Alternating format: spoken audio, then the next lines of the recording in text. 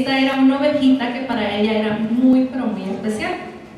Era su compañera, ¿verdad?, con la que ella dormía cada noche, y de repente se dio cuenta, se acordó que su ovejita no estaba con ella, y comenzó a decirnos a esas horas de la noche que quería que regresáramos a la casa de los hermanos McDougall, ¿verdad?, que era el nombre de los anfitriones, para ir a traer su muñequito. A lo que obviamente pues mi esposo le respondió que no, porque era muy tarde, verdaderamente, pero que le íbamos a pedir a Betty, que era nuestra anfitriona, que por favor se la guardara. Y los días pasaron, se llegó la siguiente semana, y honestamente yo pensé que a mi hija se le había olvidado, ¿verdad?, aquel incidente, y ya no tenía en su cabeza la idea de su ovejita. Pero al llegar el día miércoles por la tarde, ella empezó a decirme que la vistiera. Vísteme, mamá, por favor. Y entonces yo le dije, ¿y para dónde va mi princesa? Y me contestó, es que hoy tenemos que ir a la casa de Betty. Hoy vamos a ir a jugar con Natalie y con Mikey, con mis amiguitos, mami. Y yo dije, wow, es cierto, hoy es miércoles, hoy tenemos oración. Me dijo, sí, mami, y hoy voy a ir a traer a Lami, porque así se llamaba la ovejita, Lami. Lami es mía, mami. Mami, Betty me la regaló. Ella es mía y yo la extraño mucho. ¿Y por qué le cuento a usted esta historia? Porque realmente a Karen no le importaba absolutamente nada más. Ella lo único que quería era recuperar aquello que le pertenecía a ella. Recuperar lo que era suyo. Y hoy de eso es que vamos a hablar. De recuperar lo que es nuestro. Y le he puesto, es tiempo de recuperar lo que el enemigo me robó. ¿Sabe? Ya no es tiempo de que nos quedemos de brazos cruzados. Lamentándonos, llorándonos por lo que hemos perdido. ¿Cuántos pueden decir que han perdido cosas? Amén. Yo he perdido muchas cosas, pero es el tiempo de levantarnos en tierra. Es el tiempo de ir a luchar contra el enemigo y tomar lo que legalmente es nuestro. Ahora la pregunta es, ¿qué es lo que el enemigo nos ha robado? ¿Y qué es lo que legalmente a nosotros nos pertenece?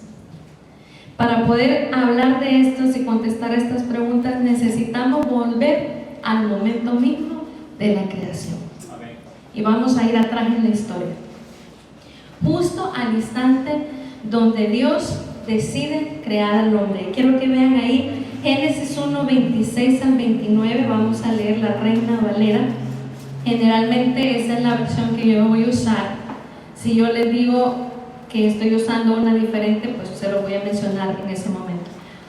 Dice así: entonces dijo Dios, hagamos al hombre a nuestra imagen conforme a nuestra semejanza, y señoré en los peces del mar, en las aves de los cielos, y en las bestias, en toda la tierra, y en todo animal que se arrastra sobre la tierra. Y creó Dios al hombre a su imagen, a imagen de Dios lo creó. Varón y hembra los creó, y los bendijo Dios y les dijo: fructificad y multiplicaos, llenad la tierra y sojuzgadla, y señorad en los peces del mar, en las aves de los cielos, y en todas las bestias que se mueven sobre la tierra.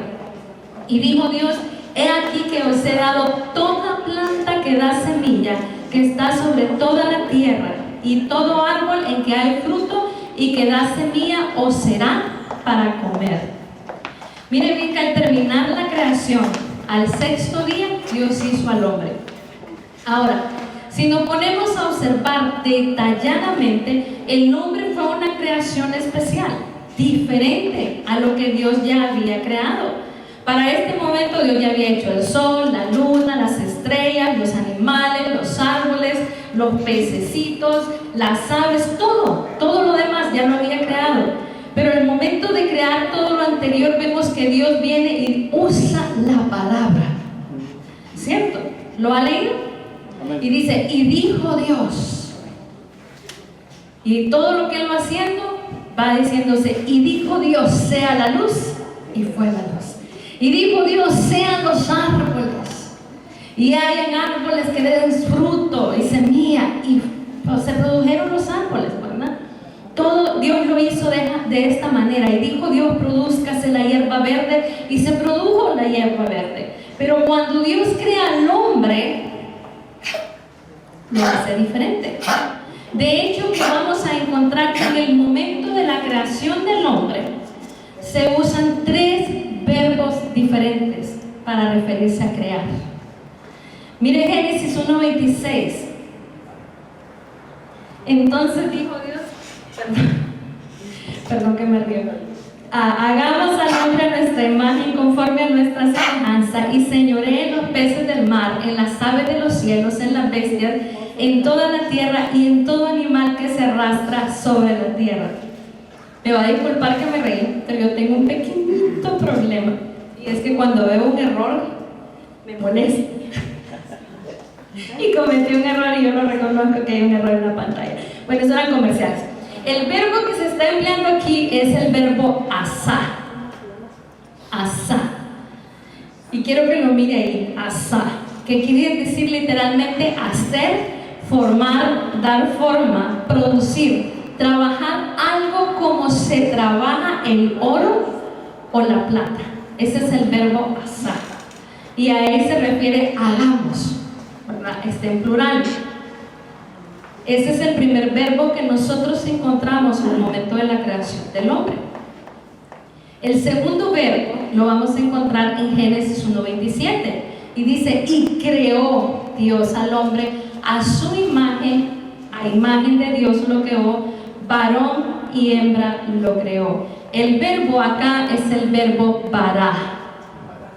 Bará quiere decir crear, dar forma, modelar algo cortándolo, perfilándolo, crear algo nuevo, algo diferente, algo raro, algo único o maravilloso.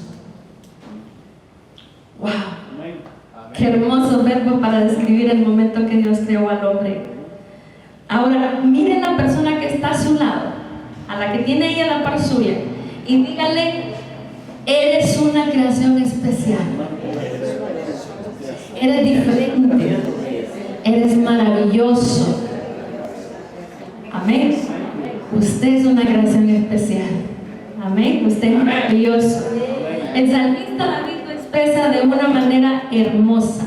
Salmo 139:14, y voy a usar la Nueva Traducción Viviente, dice, gracias por hacerme tan maravillosamente complejo. Tu fino trabajo es maravilloso, lo sé muy bien. El tercer verbo usado en la creación del hombre lo vamos a encontrar en Génesis capítulo 2, verso 7. Y dice, entonces Jehová Dios formó al hombre del polvo de la tierra y sopló en la nariz aliento de vida, y fue el hombre un ser viviente.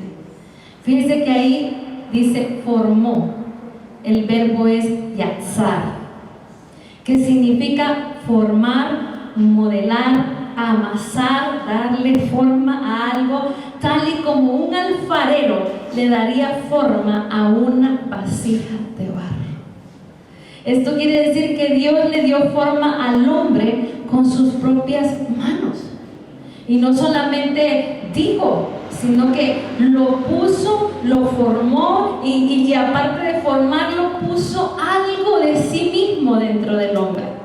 Le dio aliento de vida, un soplo de vida.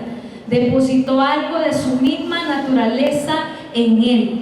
Por eso es que el verbo 26 dice, hagamos al hombre a nuestra imagen, conforme a nuestra semejanza. Y cuando habla de semejanza ahí, está realmente y literalmente diciendo semejanza.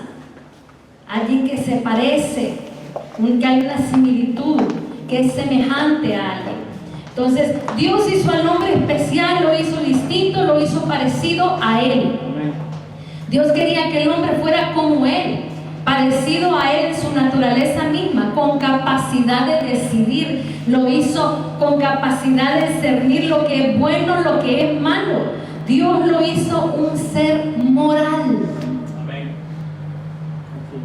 Un ser moral.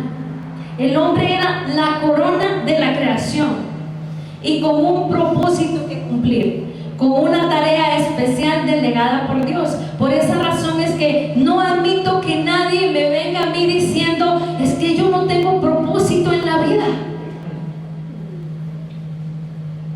No, eso no es algo aceptable. No eres cualquier cosa. Escucha bien las palabras que te voy a decir. Tú no eres cualquier cosa. Amén. Tú no eres producto del azar. Tú no eres el error de tu padre y de tu madre. Tú no eres lo que salió producto de algo que pasó. No. Tú no eres eso. Tú eres especial. Amén. Y Dios te dio un propósito. Dios te formó de acuerdo a su voluntad. Si Dios no hubiera querido que nacieras, nunca hubieras nacido. Así es. Pero Dios te soñó. ¿Sabías eso? Amén. Dios te soñó Así es. desde antes de la creación del mundo. Desde antes que Adán y Eva mismos fueran formados, Él ya te había soñado. Ya te había llamado por tu nombre.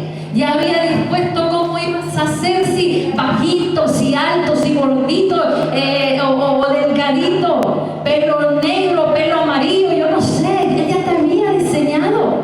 Tú eres un diseño especial. Eres un diseño único.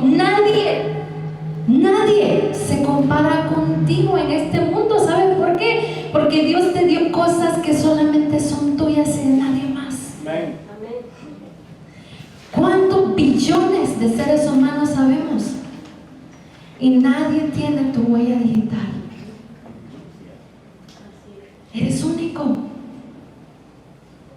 Y no me vengan a decir que son producto del azar, que como decíamos el otro día en la casa de la hermana María, que fue que chocó la masa y la energía y llegó a formarse algo tan maravilloso como eres tú. Mírate tus manos en este momento y mírate cuán especial tú eres. Nadie tiene el iris de tu ojo. Esto más, ¿sabías que aún los puntos de calor que tú produces son únicos? Y nadie más los tiene. Entonces eres especial. Así que no permitas que nadie te diga que no sirves para nada, que no tienes propósito, que eres cualquier cosa, que eres común o corriente, porque no lo eres. Así es, amén. No lo eres. Entonces vemos aquí al hombre. El hombre al momento de la creación tenía una tarea especial, pero ¿cuál era esa tarea? Lo primero que vamos a ver es que Dios deseaba que al crear el hombre era poder tener una relación íntima y especial con su creador. Ese es el primer propósito, tener comunión con Él. Entonces Él no nos creó y nos olvidó, como muchos dicen, ¿verdad? Por ahí hay algunos que afirman ser los que crearon al hombre y que se fueron, se alejaron y se perdieron. No, el Dios que nosotros tenemos es un Dios que quiere tener una relación especial con su creación. Entonces Él nos creó para tener comunión con Él. Fíjate bien, el hombre, a diferencia de los ángeles, fue creado con una capacidad de decidir, como ya dijimos algunos momentos. No es un autómata, no es un robot que fue programado para obedecer órdenes y no se puede salir ni a la derecha ni a la izquierda, sencillamente tiene que hacer lo que le dijeron. No. El hombre puede decidir qué es lo que quiere hacer con su vida, porque Dios le dio libre albedrío. Y esto es un punto de controversia para algunas personas, porque hay personas que afirman que como la expresión libre albedrío, literalmente, palabra por palabra, no está en la Biblia, entonces ellos dicen que tomando como base eso de que no está ahí, dicen que Dios ya nos creó destinados, ya sea para bien o para mal, para salvación o para perdición. Eso es lo que ellos establecen, que no tenemos capacidad de elegir.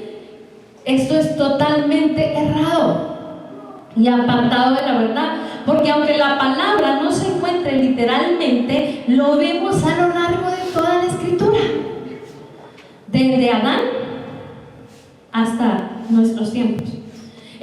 Adán y Eva estaban en el huerto del Edén, en el paraíso, ¿verdad? Que Dios les había creado para ellos, y Dios les dijo: de todo árbol podéis comer, pero de la ciencia del bien y del mal no comerás.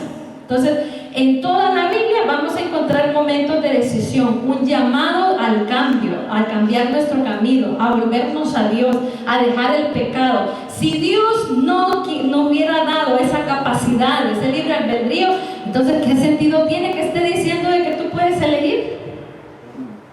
No tendría sentido. ¿Para qué se molestaría Dios en decir, vuélvete a mí, si Él sabe que no te vas a arrepentir? ¿Verdad que no tiene sentido? Entonces, miren lo que dice Deuteronomio 30:19. Dice: a los cielos y a la tierra llamo por testigos hoy contra vosotros. Y este Dios, que os he puesto delante la vida y la muerte, la bendición y la maldición. Escoge pues la vida para que vivas tú y tu descendencia. Está dando una elección, una decisión. ¿Qué vas a hacer? ¿Vas a elegir la vida o vas a elegir la muerte? En tus manos está. Dios te da una opción. La decisión es nuestra. Así es. Quien decide al final soy yo. Por eso le voy a decir algo. Cuando alguien me dice, no, es que Dios manda a todo el mundo al infierno. No, Dios no manda a nadie al infierno. No se equivoque. Dios no lo va a mandar a usted al infierno. Usted se va solito. Así es. Solito decide para dónde quiere ir. Dios no lo manda. Usted decide. Entonces Dios te da la opción, la decisión es nuestra. A esa capacidad de decidir es que la Biblia le llama libre albedrío. Cuando Eva fue engañada por la serpiente, ella tomó una decisión de creerle a la serpiente por sobre lo que Dios ya había dicho. Adán pudo haber decidido seguir obedeciendo a Dios.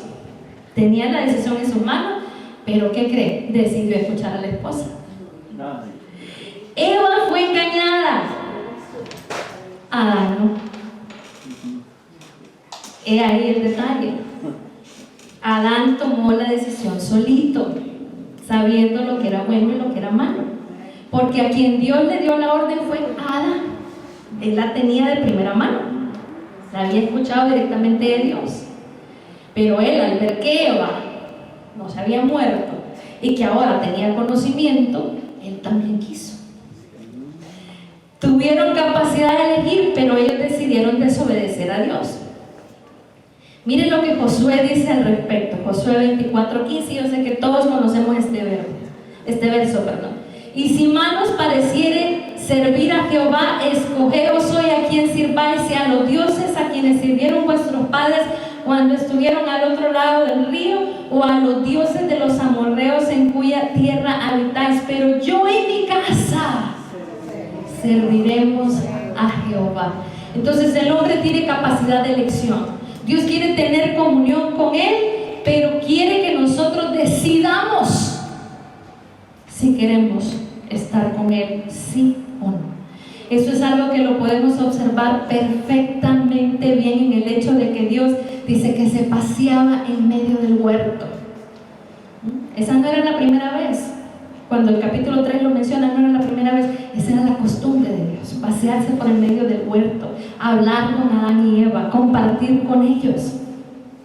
Entonces Dios descendía al huerto para tener comunión con ellos, porque Dios andaba buscando una relación con sus hijos, no una religión. Y la diferencia es que la religión te esclaviza. La religión tienes que hacer las cosas así, aquí, aquí, aquí, y no te salgas. La religión es el hombre buscando a Dios a su propia manera, como él piensa. A Dios se le debe de adorar de esta manera, a Dios se le debe llevar así. Dios no quiere eso. Dios quiere una relación. Porque cuando hay una relación, nosotros anhelamos a Dios. Pero ¿sabe qué? Lo anhelamos porque Él nos anhela a nosotros. Amén. Es como cuando usted está enamorado. Vamos a ver, como aquí cuando usted se enamoró, allá de la amada, y usted anhelaba encontrarse con su amado, ¿cierto? Amén. Anhelaba ver su rostro, anhelaba escuchar la voz, y las horas se le hacían larguísimas antes de poder ir a la casa del ser amado. Y si usted era correspondido, esa persona también estaba esperándolo de la misma manera. A ese se le llama relación, ¿ok? Nosotros le anhelamos a Él porque Él nos anhela a nosotros. Mire 1 Juan 4:9 lo que dice: nosotros le amamos a Él porque Él nos amó primero. Entonces Dios me anhela a mí. Usted sabe qué privilegio más hermoso es ese, que Dios el Padre, el creador de los cielos y la tierra, el que hizo el universo y todo lo que en Él existe, anhela tener una relación conmigo, que soy insignificante, pero Él me anhela. Él me ama. Él te anhela. Él te ama. Él nos amó primero. Él nos vino a buscar porque quiere tener esa relación con nosotros. Apocalipsis 3:20 dice: he aquí yo estoy a la puerta y llamo. Si alguno oye mi voz y abre la puerta, entraré a él y cenaré con él y él conmigo. Lo otro, y es el punto número 2, que Dios anhela, es que seamos fructíferos. Génesis 1:28 dice: y los bendijo Dios y les dijo: fructificad y multiplicaos, llenad la tierra y sojuzgadla, y señorad en los peces del mar, en las aves de los cielos y en todas las bestias que se mueven sobre la tierra. Dios no quiere que vivamos nuestra vida mediocremente. Dios no te hizo para ser mediocre. Una persona fructífera es alguien que lleva fruto, y fruto en abundancia. Alguien que no es estéril, alguien que tiene capacidad de producir vida. Entonces nosotros debemos de ser personas fructíferas, llevar fruto, mucho fruto. Eso es lo que el Señor espera en todas las áreas de nuestra vida. En mi matrimonio yo tengo que ser fructífera, en mi familia yo tengo que ser fructífera, en mi trabajo yo tengo que ser fructífera, en la escuela, en el ministerio, en todo. Dice que nosotros debemos de ser cabeza y no cola. Que se vea que hay vida en nosotros, que la gente desea ser como nosotros, saber qué es lo que hay diferente en nosotros, que vea que nuestro matrimonio florece, que nuestros hijos sobresalen, que anhelen saber qué es eso que nos hace fructíferos, para que les testifiquemos del cambio que Cristo Jesús hizo en nuestras vidas. Amén. 3 de Juan capítulo 1 verso 2 dice: amado, yo deseo que tú seas prosperado en todas las cosas y que tengas salud, así como prospera tu alma. Sí, es bueno ser prosperado, pero en todas las áreas, especialmente y lo primero en nuestra relación con el Señor. Dios quiere entonces que nos multipliquemos, no solamente que seamos fructíferos. ¿Saben? En la matemática de Dios no existe la resta, no existe la división. ¿Saben lo que existe únicamente? Multiplicación. Multiplicación. Dios quiere que nos reproduzcamos en otros, no solo en el aspecto físico y biológico, ¿verdad?, sino también en lo espiritual.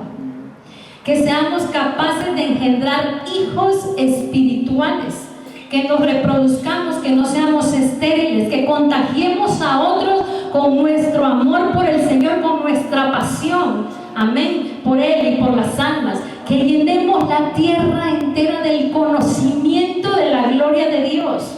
Deuteronomios 8:1 dice: cuidaréis de poner por obra todo mandamiento que yo os ordeno hoy, para que viváis y seáis multiplicados, y entréis y poseáis la tierra que Jehová prometió con juramento a vuestros padres. Nosotros tenemos que multiplicarnos. Por eso es que a Adán y Eva le dicen: multiplíquense. Y acá está hablando del pueblo de Israel y le dice: multiplíquense. ¿Y sabe qué le está diciendo él a usted? Multiplíquense. Así es, amén. Tengo que multiplicarme. Entonces, si yo soy una maestra, ¿sabe qué? Yo tengo que formar otros maestros de la palabra, con la pasión, con el anhelo por estudiar la palabra y por enseñarla. Si yo soy un adorador, yo tengo que venir y buscar personas para multiplicarme, porque yo no solamente quiero ser la única en este lugar, y este es mi púlpito y nadie me lo tiene que quitar. En mi micrófono y solo yo puedo cantar. No, usted está equivocado si piensa así. es cuestión de yo soy la única. Dios quiere que te multipliques, que le enseñes a otro. Que si aquí hay un guitarrista, entonces que venga y diga: ¿quién quiere aprender guitarra? Aquí estoy yo, le voy a enseñar a tocar guitarra y a adorar, no solamente a tocar, sino que a adorar al Señor con este instrumento. Amén. Multiplicarnos. Dios nos dio talentos, nos dio habilidades, nos dio dones, pero no para que me los quede yo, sino que para que los multiplique. Miren, la parábola de los talentos nos habla sobre esto. Dice que el reino de los cielos, dice, era semejante a un hombre que yéndose de lejos, dice, agarró y le entregó a sus siervos sus bienes. Dice, a uno le dio 5, al otro le dio 2 y al otro le dio 1. Y dice que el que le dieron 5 fue, negoció, y entonces con eso que él negoció vino y ganó otros 5, y el que tenía 2 hizo lo mismo, y el que tenía 1, ¿qué cree lo que hizo? Se fue, cavó un hoyo, escondió el dinero de su señor, y cuando regresó el amo, ¿qué cree? Había que dar cuentas. Y se sienta el amo, ¿verdad? Y empieza a llamarlos uno por uno. Llega el primero y le dice: el Señor, no me diste 5 talentos y ahora aquí te entrego otros 5 porque gané 5 más. Y el Señor le dice: wow, buen siervo fiel, sobre poco has sido fiel, sobre mucho te pondré, entra en el gozo de tu Salvador. Y llega el otro y le dice: verdad, aquí están los 2 talentos que tú me diste y los otros 2 que yo ya gané. Y al Señor le dice las mismas palabras: buen siervo fiel, ¿verdad? Pero llega el tercero, que tenía 1 talento. Y aquel llega diciéndole que: ay, Señor, mira, es que yo sé que tú eres un hombre duro, que tú ciegas donde no sembraste y recoges donde no esparciste, y yo tuve miedo de ti, que se me perdiera el talento que tú me habías dado, tuve miedo, entonces vine y lo escondí ahí, lo dejé en la tierra, y aquí está, te entrego lo que es tuyo. Y mire lo que pasó, Mateo 25, 26 al 30, dice: y respondiendo su señor le dijo: siervo malo y negligente. Ahora, otras traducciones dice: siervo haragán. ¿Se lo repito? Haragán. En inglés, lazy. Sabías que si ciego donde no sembré y que recojo donde no esparcí, por tanto debías de haber dado mi dinero a los banqueros, y al venir yo hubiera recibido lo que es mío con los intereses. Quitadle pues el talento y dadlo al que tiene 10, porque al que tiene le será dado y tendrá más, y al que no tiene, aún lo que tiene le será quitado. Y al siervo inútil echad en las tinieblas de afuera, ahí será el lloro y el crujir de dientes. Tú no puedes decir: este talento es mío. Y creo que fue Roberto, el pastor Roberto, que dijo en la clase de hoy, dijo: lo que tengo no es mío, es de Dios. Entonces, lo que usted tiene no es suyo. Y no estoy hablando solamente de dinero, ni de su casa, ni de su carro. Estoy hablando de sus talentos, de sus dones, de sus habilidades, de todo lo que el Señor le dio a usted. ¿Qué cree? Nada es suyo, es de Dios. Entonces yo no puedo venir y agarrar ese talento y enterrarlo, porque lo que pasa es que a mí me da pena hablar, y por eso yo no voy a hablar. Total, si a mí me da pena, hay que quede ahí, guardadito, ahí. Total, el Señor va a entender. Tengo malas noticias. Dios te va a reclamar por tu talento. Entonces tienes que ponerlo al servicio del Señor. Enseñarles a otros, reproducirte. Yo le decía a mi hija: yo, aquí donde me miran, parada aquí al frente, todavía me da temor. Y todavía, Roberto sabe, cada vez que me dice vas a enseñar, yo empiezo a temblar y empiezo a orar y empiezo a decirle: Señor, si tú no vas conmigo, yo no voy, porque yo no puedo hacer nada.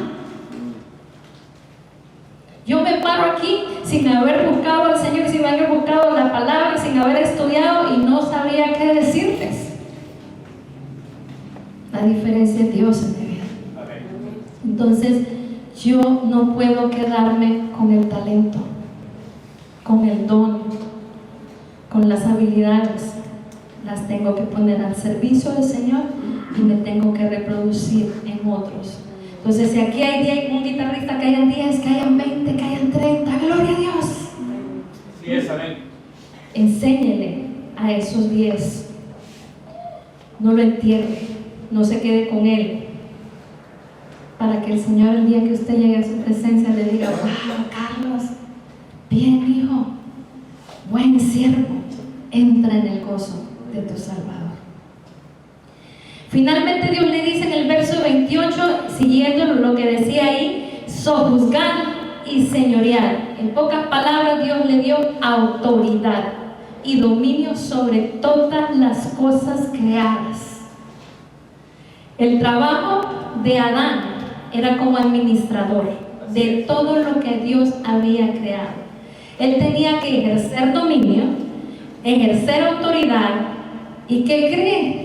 También tenía que ejercer dominio sobre la serpiente que estaba en aquel lugar, porque ya estaba la serpiente ahí. No apareció en el momento, no, ya estaba allí. Y por eso Dios le dice: ejerce autoridad, ejerce dominio, sojuzga. ¿Sabe qué significa eso? Que usted tiene que venir y someter. A eso se refería el Señor, a esa serpiente que estaba en ese huerto. Él tenía la potestad, la autoridad, el dominio para hacerlo, pero no lo hizo. Ni siquiera, y aquí me voy a meter tal vez en problemas, ni siquiera cuidó bien a su mujer. Ni siquiera. Porque si él hubiera puesto cuidado a Eva no hubiera estado perdiendo tiempo hablando con la serpiente. Y muchas veces, como hombres, descuidan el hogar, porque están trabajando, porque están haciendo otras cosas. Descuidan lo que su esposa está haciendo. Tenga cuidado y no termine su esposa hablando con la serpiente y siendo engañada. Entonces no estaba poniendo atención, no dominó ni siquiera a su propia mujer, cuando menos que iba a poder dominar el huerto y a la serpiente que había en él. Entonces los planes de Dios para con el hombre desde el inicio eran planes de bien. Jeremías 29:11 nos dice: porque yo sé los pensamientos que tengo acerca de vosotros, dice Jehová, pensamientos de paz y no de mal, para daros el fin que esperáis. Esto es lo que Dios quiere para nosotros: bendecirnos, prosperarnos, hacernos bien. Pero lamentablemente en esa historia ya vimos que hay un cuarto personaje. Y ese personaje era Satanás, la serpiente antigua, el engañador, el ladrón, como usted le quiera llamar. Ahí estaba. Y él tenía un propósito en mente y un trabajo que cumplir, y ese sí lo cumple muy bien. Juan 10:10 dice que el trabajo de Satanás es este: el ladrón no viene sino para hurtar, matar y destruir. Ese es su trabajo y lo hace bien. Ese sí cumple con lo que tiene que hacer: fastidiarle la vida, robarle su gozo, quitarle su paz y destruirlo como pueda. Ese es su objetivo. Entonces la serpiente llegó, engañó a la mujer y le dijo: con que Dios te ha dicho que no puedes comer de ningún árbol. Y sale Eva: no, mira, no fue eso lo que nos dijo, fue solamente el árbol que está ahí que no vamos a comer. Y él ya sale con su engaño y le dice: no te vas a morir, sino que van a ser abiertos tus ojos y ahora vas a ser como Dios. Y ahí está Eva poniendo atención. Bien atenta Eva. Y entonces se le abren ahí sus antenitas y empieza a decir: yo quiero, entró en ella, yo quiero. Y entonces ya Satanás le dice que lo tome, que lo coma, y viene ella y bien mandadita lo agarra, lo toma y lo come.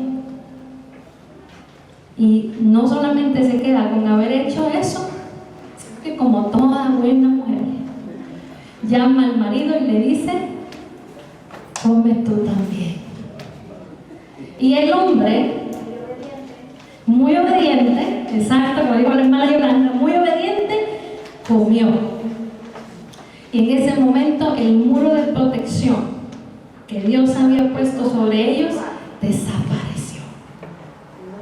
Y al ser quitado ese muro de protección, la serpiente los mordió, entró el pecado, entró la maldición. Y aquí empieza el problema. Entonces Satanás en ese momento le robó al hombre su propósito. Le quitó la autoridad. Esto más, no se la quitó. Adán se le entregó voluntariamente.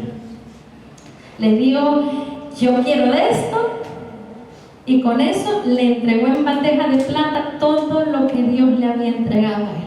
El dominio, la autoridad, todo. Las cosas habían cambiado. Ya no iba a trabajar por placer de trabajar en el huerto. Ahora iba a tener que sudar, dice la palabra. El trabajo no es ninguna maldición, es una bendición. Pero lamentablemente ahora hay que trabajar duro y sudar la gota gorda a causa del pecado. Hoy él tenía que poner muchísimo más esfuerzo para hacer producir aquella tierra que antes producía por sí sola. Hoy se iba a cansar, se iba a fatigar como consecuencia del pecado. Génesis 3, 17 y 19 dijo, y al hombre dijo, por cuanto obedeciste, diga ahí, obedeciste a la voz de tu mujer y comiste del árbol de que te mandé diciendo, no comerás de él, maldita será la tierra por tu causa, con dolor comerás de ella todos los días de tu vida, espinos y cardos te producirá y comerás plantas del campo, con el sudor de tu rostro comerás el pan. Lo que antes era un privilegio, ahora era una maldición. Con la entrada del pecado a la humanidad también había entrado el dolor. Por eso Dios dice en Génesis 3:16, a la mujer le dijo, multiplicaré en gran manera los dolores de tus preñeces. Con dolor darás a luz a los hijos y tu deseo será para tu marido y él se enseñoreará de ti. La mujer había perdido su posición en el reino. Porque la mujer, Dios nunca la hizo para estar debajo de los pies de los hombres. Cuando Dios creó a Eva, dice que de la costilla. Y si usted ve la palabra correcta, se refiere a su costado, al costado de Adán. ¿Por qué? Porque Dios la estaba haciendo igual a él. La estaba sacando de Adán. Era parte de Adán. Entonces la mujer perdió esa posición en el reino, esa posición de vaso frágil, esa posición de que ella debía de ser amada, debía de ser cuidada, debía de ser protegida y de que era la corona del hombre, que Dios se la había entregado a él, la perdió por estar escuchando la voz equivocada. La perdió todo. Ahora el hombre se iba a enseñorear de ella y la iba a someter. Y bendiga a Dios que usted nació en este lado de la tierra, porque aquí por lo menos usted tiene todavía muchos derechos. Al otro lado la ven como un objeto. No tiene voz, no tiene voto, no puede hacer nada por el pecado. Entró la culpabilidad, entró la vergüenza, entró el temor. Adán, ¿dónde estás? Ay, Señor, aquí. Es que estoy escondido porque tuve miedo. No quiero que me veas así, Señor. Ay, es que estoy desnudo, me dio vergüenza. Pues si Dios lo creó. Y ahora se estaba escondiendo de quién lo creó. Y junto con la vergüenza, la necesidad de mentir y de culpar a alguien más. Porque el cara dura de Adán, Dios le dice, Adán, ¿acaso comiste del árbol que te dije que no comieras? Ay, Señor, es que la mujer que tú me diste. Fue tu culpa. Yo estaba bien solito aquí en el huerto poniéndole nombres a todos los animalitos que tú enseñaste para mí y de repente me pusiste esta mujer. Fue tu culpa. Tú trajiste esa Eva. Y ella me dio de comer y yo obligado, porque casi me mata la mujer, me lo comí. No fue eso lo que dijo, pero eso es lo que quiso decir. El Evangelio según Ana. Y sale Dios, Eva. Ay, no, Señor, no fui yo, pobrecita yo, y que fue la serpiente, ya me habló, pero tú la pusiste en el huerto, tú la dejaste que entrara, es tu culpa, ella me engañó. Si no lo hubieras creado, nada hubiera pasado. No fui yo, fue el diablo me tentó. Es que fue el diablo, Señor, me puso esa cerveza enfrente y yo no aguanté y me la tomé. No fui yo. Es que no, Señor, mira, yo no fui, yo no quería hacerlo, tú no tienes idea cómo me resistía, pero esa mujer se me puso ahí y yo no aguanté más y caí con ella. ¿Saben? La historia de José dice que José salió corriendo y dejó las ropas ahí, pero en la historia de hoy en día, los José de hoy en día salen corriendo la ropa y el hombre se queda. Entonces, no fui yo, no fue mi culpa. Y con el pecado entró la enfermedad. Y escúchenme bien aquí lo que le voy a decir. No es el propósito de Dios que nosotros estemos enfermos. Dios no te mandó esa enfermedad a ti. Así que deja de decir, ay, que nos oímos tan espirituales algunos. Y a mí me causa gracia, quisiera a veces agarrar, como dice la pastora Claudia, o no sé, el pastor o el pastor que dice a bibliazo puro a la otra persona, porque ahí quedan, ay, es que hay que dar gracias a Dios por todo, por lo bueno y por lo malo, y pues ahí me mandó esta enfermedad para probarme. ¿Quién te ha dicho eso? ¿Quién? No es la voluntad de Dios que tú estés enfermo. Así que deja de apropiarte de las enfermedades y mejor échalas de tu vida en el nombre de Jesús. Amén. ¿Qué es eso de, ay, es que mi diablo, ay, es que mire mi fibromialgia, ay, como me duele, pobrecita yo. Ay, es que el cáncer, mi cáncer, no es suyo. Así es. No es suyo. Así es, amén. Échelo de su vida en el nombre de Jesús. Hágale caso al doctor, sí, claro, hágale caso.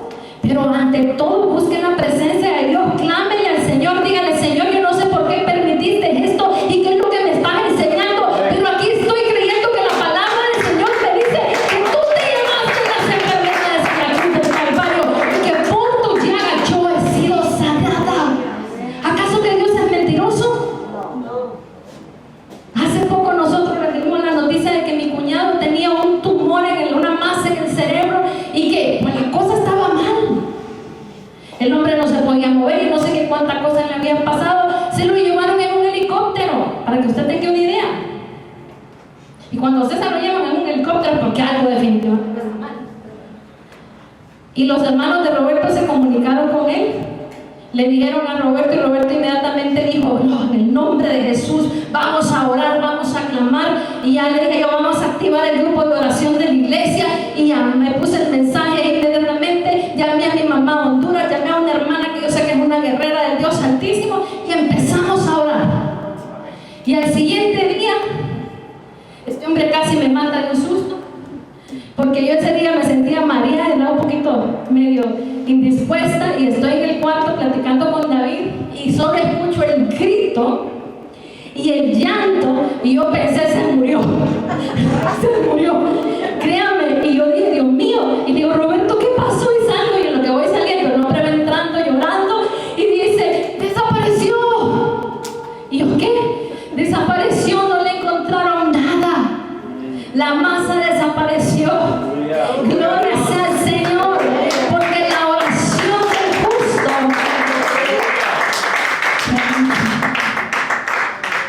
Así que no se apropie de ellas, no son suyas. Entonces con el pecado entró el hambre, entró la pobreza, entró la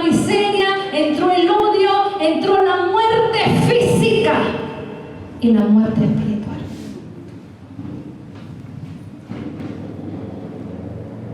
La buena noticia es que tenemos un Dios que todo lo sabe. Y Él sabía que Satanás estaba allí. Y sabía que Satanás iba a engañar a la mujer. Y no fue porque Dios así lo decidió, sino que porque Él sabe todas las cosas. Así es, amén. Él ya ve lo que nosotros vamos a hacer, Él ya lo sabe, pero la decisión es nuestra. Entonces Él proveyó un plan y le prometió a la mujer que le iba a dar redención. Le dijo: por eso de tu simiente vendrá el Salvador. Por eso envió a su Hijo amado, a Jesucristo, para que a través de la muerte en la cruz del Calvario nosotros recibiéramos perdón de pecados y de manera reconciliarnos con el Padre Celestial a través de la sangre del Cordero. Porque Cristo vino a deshacer las obras del diablo. Mire 1 Juan capítulo 3 verso 8: el que practica el pecado es del diablo, porque el diablo peca desde el principio. Para esto apareció el Hijo de Dios, para deshacer las obras del diablo. Él vino entonces a restaurar lo que se había perdido, a rescatar a aquel que se había alejado de Él. Vino a devolverte a ti la esperanza, vino a devolverle esa esperanza a la humanidad que se había extraviado totalmente. Vino a vencer la enfermedad, a restituirle la autoridad al hombre que había perdido, a vencer la muerte. Así es, amén. Vino a darnos libertad del pecado, de la opresión, de la esclavitud. Vino para darnos vida, dice la palabra, y vida en abundancia.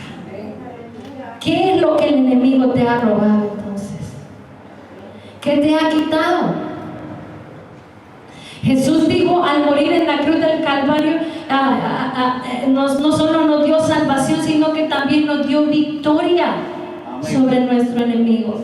Y no solo eso, sino que nos devolvió la autoridad, el dominio, la potestad. Por eso Él dice que nos dio autoridad para hollar sobre serpientes y sobre escorpiones. ¿Sabe usted que usted tiene autoridad? Así es. Dice que nosotros podemos atar y desatar. Así es, amén.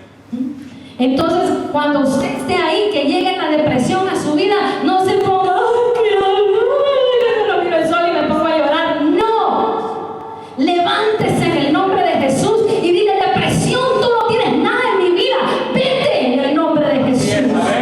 Ponga alabanza, póngase a cantar, póngase a danzar, ponga a dar vueltas. Que le diga el marido que está loca, dígale: no me importa, estoy loca para Cristo Jesús. Pero deje de andar llorando, que eso es lo que el enemigo quiere que haga. Él te devolvió la autoridad, te devolvió el dominio. Mientras Satanás festejaba allá en la cruz del Calvario, él miraba a Jesús ahí crucificado. Él hizo gran fiesta. Yo me imagino que hizo gran fiesta, y esta es mi versión, como dice Roberto. Pero yo me imagino que Satanás estaba feliz diciendo: te vencí, te crucifiqué, te moriste, ya no puedes hacer nada. Pero lo que él no sabía es que al tercer día se iba a levantar. Entonces Jesús allí pagó el precio. Mientras Satanás celebraba, Jesús estaba pagando el precio. Él no entendió lo que estaba pasando y más bien sirvió de instrumento para que Él pagara el precio por tu vida.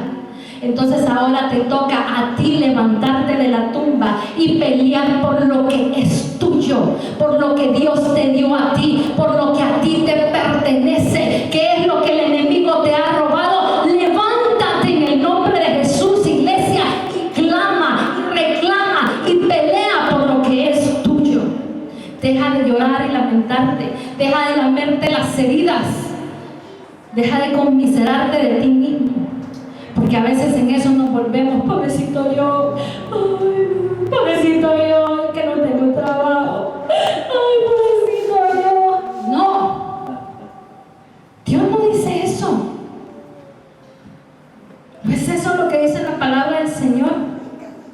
Levántate. Toma tu puesto en la batalla. Vete al frente y comienza a pelear por lo que es tuyo. Así es, amén. ¿Quiere que le diga algo? Alguien me decía, yo no entiendo cómo ustedes con todo lo que pasan todavía están de pie. Mi esposo no tiene trabajo desde hace 2 años y medio. Usted me pregunta cómo comemos. Nunca me ha faltado alimento en mi mesa. Amén. ¿Cómo nos vestimos? La gracia y la misericordia de Dios. Amén. Él dice que si los lirios, dice, se vistieron mejor que Salomón, cuanto más sus hijos. Así es, Y amén. así ha sido conmigo y con mi familia. Si yo le digo cuánto gana David y con eso se pagan todos los biles de la casa, usted se queda así como, ¿cómo lo hace? Dios. Amén. Pero ¿qué pasaría si yo me pongo a llorar acá? ¿Qué pasaría si yo me pongo, no, es que Roberto no encuentra trabajo, y la renta, y lo que David gana, y solo me queda tanto, y para la comida, y para los piles, y para la gasolina, y para la llanta, y para el aceite, y para esto? Me muero. Me muero. ¿Sabe cómo lo hacemos? Creyéndole a Dios. Amén. Creyéndole. Aleluya. Váyase al frente. Mi mamá tiene esta expresión, mire, si alguien quiere una vez que alguien le sacude el mundo, llame a mi mamá. Yo le doy el número de teléfono. Porque cuando yo llamo a mi mamá así toda acongojada porque algo me pasó, mi mamá me dice, ¿y qué le pasa? Váyase allá al rincón, tírese al suelo, comience a batallar y decirle, Señor, aquí está su hija. Y con eso se me quita. Con eso se me quita. No sea cobarde, no sea miedoso. Jesús ya le dio una victoria, pero tú tienes que levantarte y poseer lo que te pertenece. Mire, José se quedó al frente del pueblo de Israel y después de la muerte de Moisés, ¿verdad? Que ya sabemos, Moisés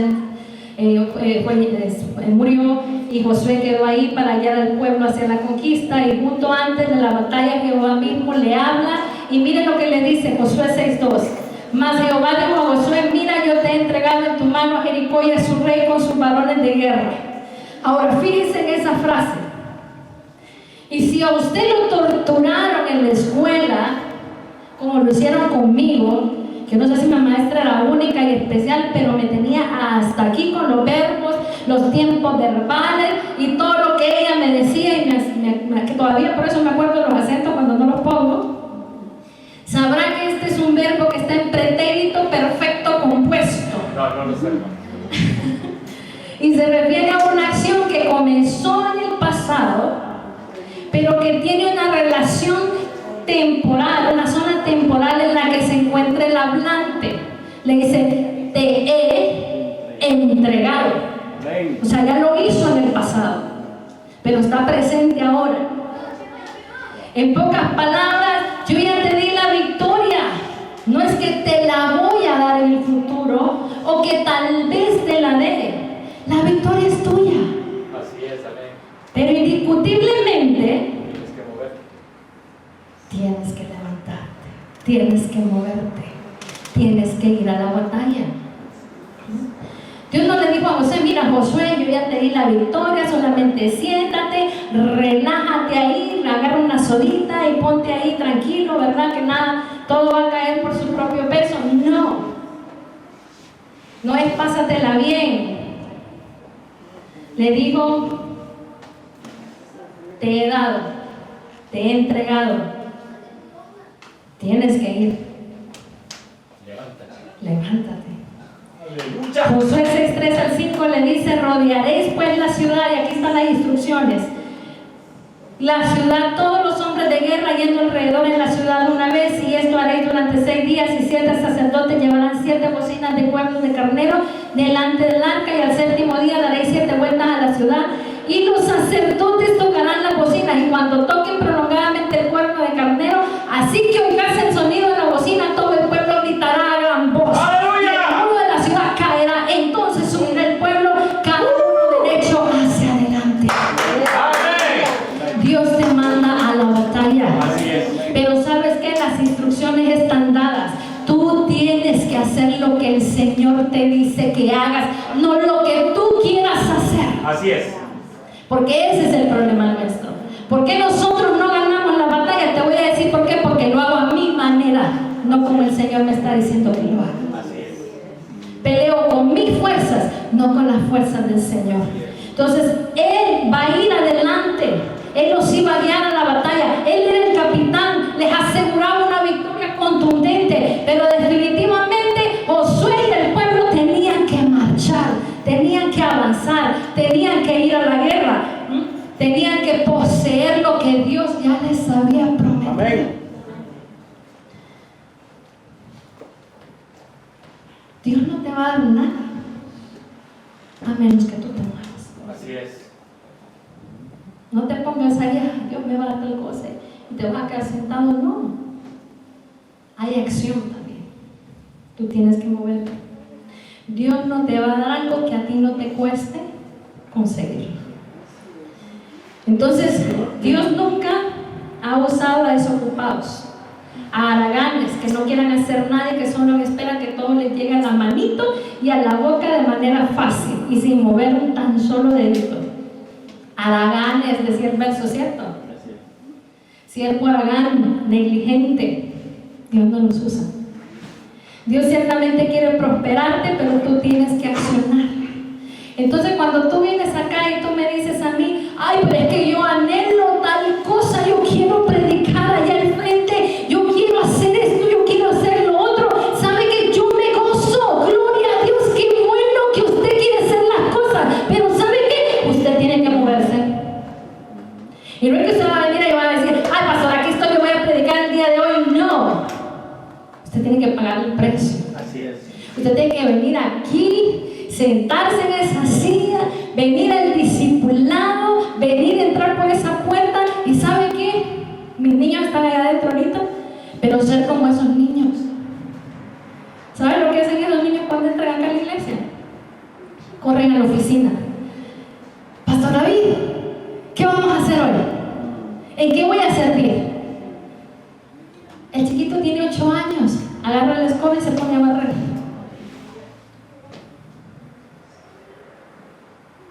Se lo dejo por ahí. Tiene que pagar el precio. Tiene que accionar en fe. Tienes que levantarte, tomar los pasos necesarios para poseerlo y ser obediente. Amén. Obediencia. Que no me gusta lo que dijo el pastor, obediencia. Que no me gusta lo que dijo la pastora, obediencia.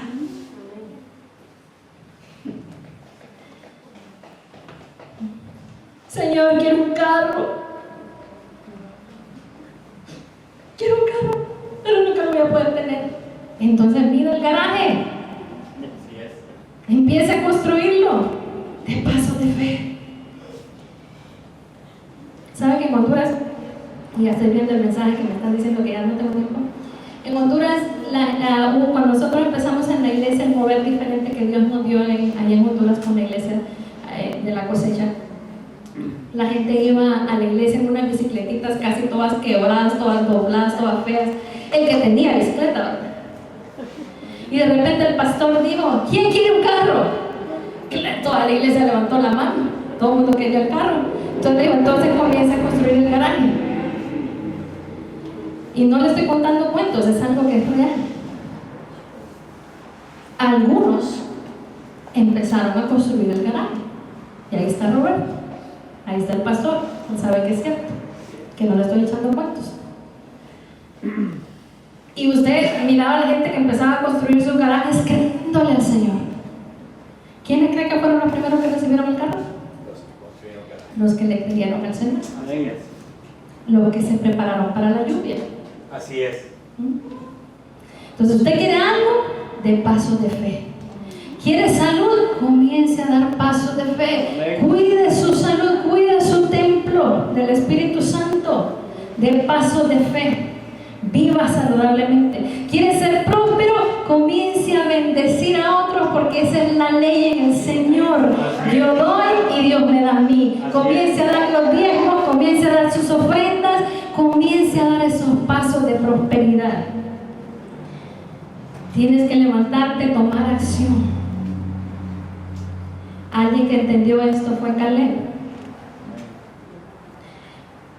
Cuando Moisés mandó a los 2 espías, Caleb y Josué iban en medio de ellos, y los demás regresaron diciendo: no, mira, Moisés, esa tierra está bien difícil de tomar, porque mira, ahí vive el anaseo, y ahí vive fulano, y ahí vive mengano, mira, son grandes y nosotros parecemos langostas. Y no crean que es langosta de esa que usted pone en su plato, langosta, el animalito, el insecto, así se miraban ellos, como langostas. Y ellos decían que iban a venir los gigantes y los iban a patear y los iban a deshacer. Y entonces Caleb se molestó, y Caleb comenzó a decir, ¿verdad?, lo contrario. Y por esa razón, en que entre los reglamentos bíblicos para ir a la batalla, Dios dice que si hay alguno atemorizado, que mejor se quede. Así es. Porque los cobardes contaminan, Así es. desaniman al pueblo. Así es, amén. Y entonces, ¿verdad?, Caleb se molestó, y miren lo que le dice. Empezaron ellos a decir: no, subamos a conquistar la tierra. Estoy seguro que si Dios está en nuestro lado, lo vamos a poder. Y miren lo que pasó, número 14:24.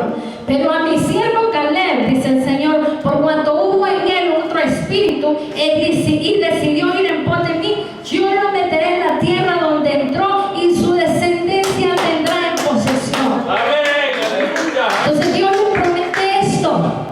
Pero para aquel momento que Dios se lo prometió, Caleb tenía 40 años. Cierto.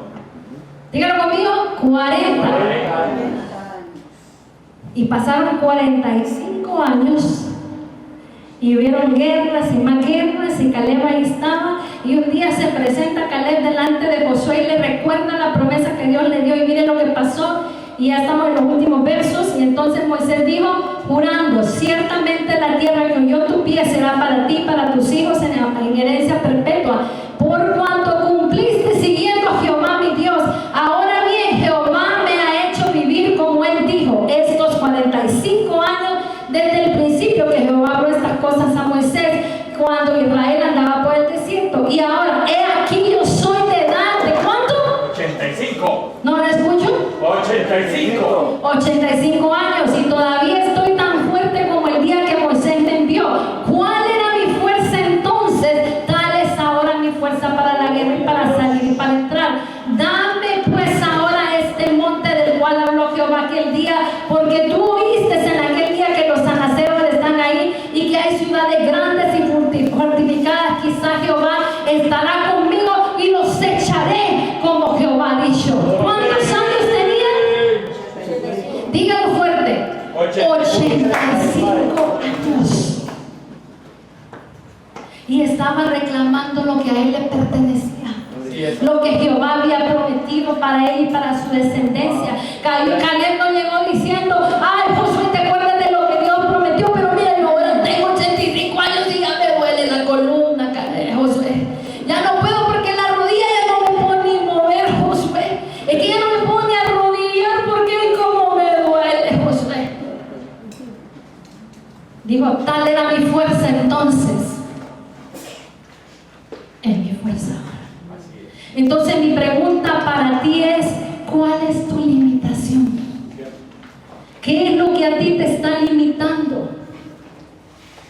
¿Que ya no tienes 40 años? La mayor parte de aquí pasamos de los 40, yo creo. Y no tenemos algunos, bueno, yo sí los tengo. Y no pregunte, que ahí se queda nada más el comentario. Pero llegamos a los 40 y ya, y hermano, ¿y usted por qué no danza? ¡Ay, que me duele! ¡Ay, hermano! ¡Ay, no aguanta, hermano! Pobrecita, yo no puedo danzar. ¿Y por qué no levanta la mano? Porque me duele el hombro, hermano. ¡Ay, la artritis me está matando!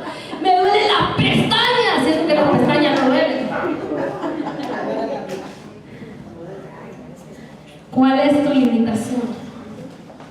¿Y por qué no te levantas a tomar lo que Dios te prometió? Yo no sé cuántos han recibido promesas de Dios acá. Yo no sé si Dios alguna vez a ti te ha dicho: yo haré esto contigo o haré esto de tal manera. Pero si Dios te prometió algo, Él no es mentiroso. Él no se arrepiente. Dice la palabra que Él no es hombre para mentir, ni hijo de hombre para arrepentirse. ¿Sabe por qué no has recibido lo que Dios te prometió? Porque no te has levantado. O porque lo has hecho a tu manera, no a la manera de Dios. ¿Qué argumentos tienes hoy que vencer? ¿Con qué te tiene engañado el Señor? ¿Qué sueños han dejado de cumplir? ¿Cuántos aquí han soñado con tener su empresa? Yo soy una. Y ahorita estoy luchando por eso, porque todavía le estoy creyendo al Señor. ¿Cuántos han deseado hacer algo y lo han tenido ahí, pero el sueño se está muriendo junto con usted? Porque no le ha creído suficiente al Señor. Tal vez ahora tienes 40, 50, 60 años, yo no lo sé. Y no sé cuál es tu sueño. Tal vez tu sueño es tener hijos. Tal vez tu sueño es formar una familia. Tal vez tu sueño es restaurar tu matrimonio, tu trabajo, tu ministerio, tu paz. Tal vez tú has sufrido mucho y Dios, el enemigo te robó tu gozo, tu paz, te engañó y ahora estás herido, estás dolido. El Señor hoy te dice que hoy es hora de levantarte. Así es, amén. Es hora de que te vayas a la guerra. Es hora de que arrebates lo que es tuyo. El enemigo te tiene que devolver 10 veces más de lo que te quitó. Amén. Así es. Yo no te estoy dando una palabra por dártela, porque esta palabra me la dio a mí primero. Y yo me tengo que parar. Yo tengo que cumplir. Tengo que creer. Pero ya esta vez no a mi manera, sino a la manera de Dios. Deja de ver tus limitaciones. Deja de ver tus debilidades. Deja de pensar en lo que no tienes, en lo que no lograste. Mira lo que tienes en tus manos. Deja de pensar que no puedes. No tengo papeles, que no eres legal en el país. ¿Qué importa si los tienes o no los tienes? Si al final lo importante es que tienes al Dios de los cielos de tu lado. Que tal vez no tengo dinero en la bolsa. Padre celestial, oro y de plata. No temas, no te detengas. La bendición es tuya, pero ve y tómala en el nombre de Jesús. No temas. El Señor está